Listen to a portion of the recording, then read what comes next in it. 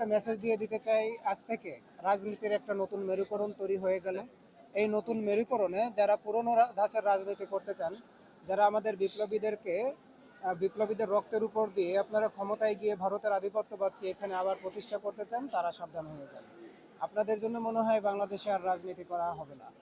আপনি দেখেন হাদি ভাইকে গুলি করে মারা হয়েছে, শুকর ছানারা তখন শুয়েছিল। কালকে দেখেছেন বিক্ষুব্ধ কিছু জনতা, যাদেরকে এখনো আইডেন্টিফাই করা যায় না, আমরা ধরে নিচ্ছি যে তাদের ভেতর বেশ কিছু অনুপ্রবেশকারী ছিল, তাদেরকে এই দুইটা অফিস পুরানোর জন্য তাদের যে কান্নাকাটিটা, হাদি ভাইয়ের মৃত্যুতে তাদের কিন্তু আমরা ঠিক ততটুকু চুপ থাকতে দেখেছি।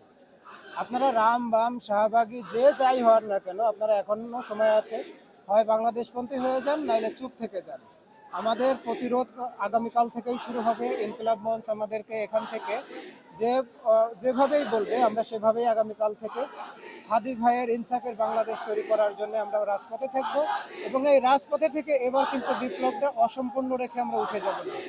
আমরা হয়তো হাদি ভাইয়ের ইনসাফের বাংলাদেশ গড়ব, না হয় আমরা মৃত্যুবরণ করব, তার আগে আমরা ঘরে ফিরে যাচ্ছে না।